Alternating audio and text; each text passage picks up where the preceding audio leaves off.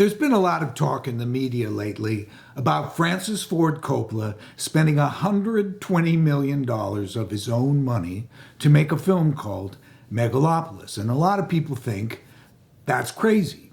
And I feel, no. It seems really right to me. It seems like what he should be doing. In fact, I feel it's like the only choice, maybe. I'll tell you why I think that.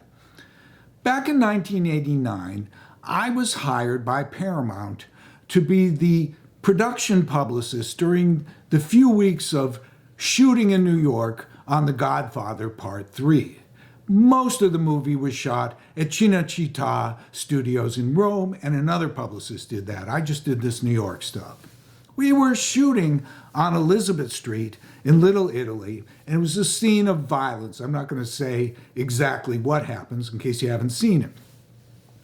And when we were doing this scene, there was supposed to be a rehearsal. And so people would be able to see where the special effects would be, where the camera, all this stuff. But Coppola arranged to have the special effects people rig everything up to go during the rehearsal. And of course, everybody was surprised, the actors were surprised and stuff like that. And it was something that he did so that he could capture on film the real surprise and not the kind of feigned surprise or acted surprise. And I found a lot of things that he did like that to be interesting. He had his own way of going about making movies, making big budget movies. And he would direct the extras. And I'd never seen anybody else do that. Because the idea is if people are standing and they're going to be on camera, they shouldn't just be somebody wearing a costume. He wanted them to be fully engaged with being real people who were part of the story, because of course that's what they were supposed to be. He had this trailer, it's called the Silverfish. It's this jet stream or something, and it had all this gear inside. It had video editing. He had DV tapes of every single shot that had been done on the film in Cinecittà and in town. And he was looking at this footage, and he was looking at the scene before, the scene that he was about to do, and after. And sometimes what he would do is he would write some interstitial scenes for the actor, stuff that wouldn't be filmed, but just so the actor would know this is what my character was doing right before the scene that I'm out to do. So you don't have to, you just read it and you know more so that you can bring more things into. And as he knew everything that was going on in the story, so he'd help people do their work. And I found a certain duality about the man when I spoke to him. There was the great man Coppola, the legendary director, Coppola with a capital C, the maestro. And on the other hand, there was this extremely vulnerable person who was telling me these stories about the making of Godfather, where he was being told he would be fired every single day, and he thought it was going to be a disaster and he would never work in the business again. I mean, one story I remember is him going up to a person on the crew of The Godfather who had worked on Midnight Cowboy. And he said, "Did you know when you were working on Midnight Cowboy that it would become a great, great movie? What was that like? Tell me what it was like to work on Midnight Cowboy." And so there were these two sides to him. And I know from watching movies about Coppola that he'd been a hothead, that he'd gotten into fights that he didn't need to get into, and that he was always fighting for what he wanted to do. There was always stories about the making of his films that involved conflict. At the time, the thing that was really engaging the interest of the press was his casting of his daughter Sophia as Michael Corleone's daughter. And people thought it was weird.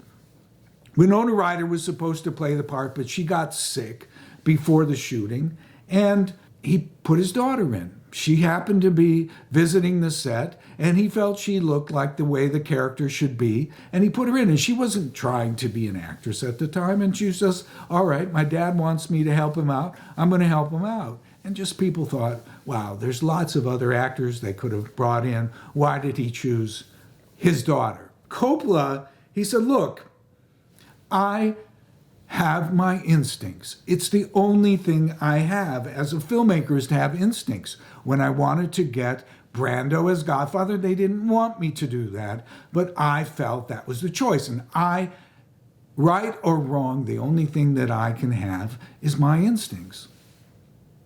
Now, I set up across the street from the Silverfish in a coffee shop. I had this huge brick phone that Paramount gave me, and I just took a little table and I used it to call press and call Paramount and so on. And one day I was looking out the window and I saw Jim Jarmusch and Sara Driver come walking by. Now, Sara was his girlfriend at the time. She's married to him now.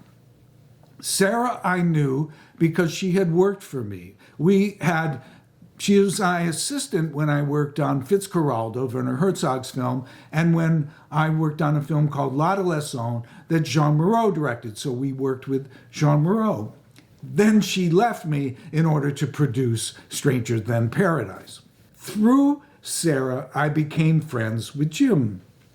And so when the movie got done, and when it won a prize at Cannes, and it got distribution in America, I was able to work on the film, and I continued to work with Jim on a good portion of his films all the way up till quite recently when I wrote the notes on Patterson. Anyway, so we were talking, they were making fun of the big brick phone, and I said, would you like to meet Francis? And, of course they would. So I brought them over, and Francis was happy to have them come in, and he showed them the Silverfish and all the stuff that was going on with that. And then I sort of sat back and watched these two men because they were so different. I mean, they were both at the top of their game. You couldn't really be more successful in the parts of the film world that they were. Jim Jarmusch was unquestionably the most successful American independent director of his time. You could say that even now, but certainly then.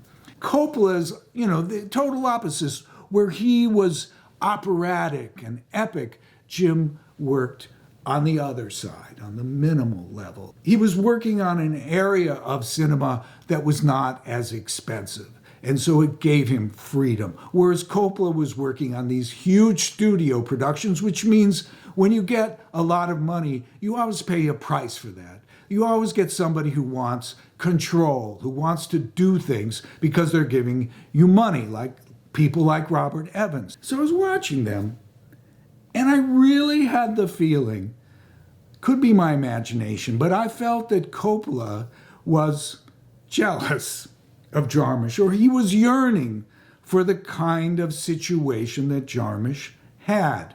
He'd like to be set up that way so he could do whatever he wanted. And I was thinking, too bad. It's not going to happen.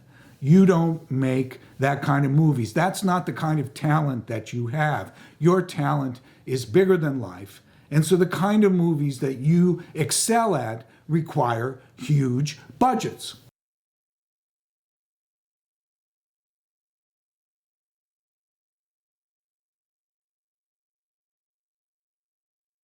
After the film finished shooting, Francis set up an event at his hotel room at the Sherry-Netherland.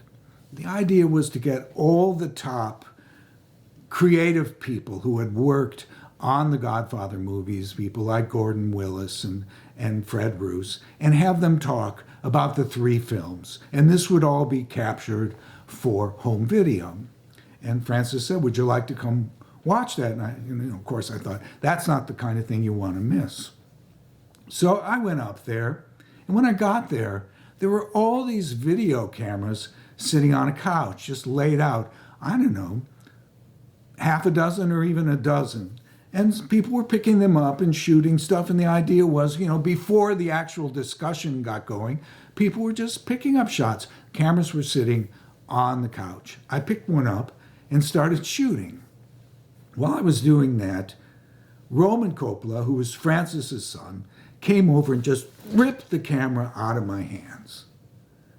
And I was just flabbergasted by this. And it was like, couldn't he have said, "Who are you?" Or, "I need that camera for something else," or just anything. I took it in a symbolic way. It made me feel like, oh, you've never tried to be an artist. You've never tried to be a filmmaker. You kind of gave up on that. You became this person who worked in film, but not as the director, not as the screenwriter, whatever. And it just kind of was, it really hurt me. Who are you?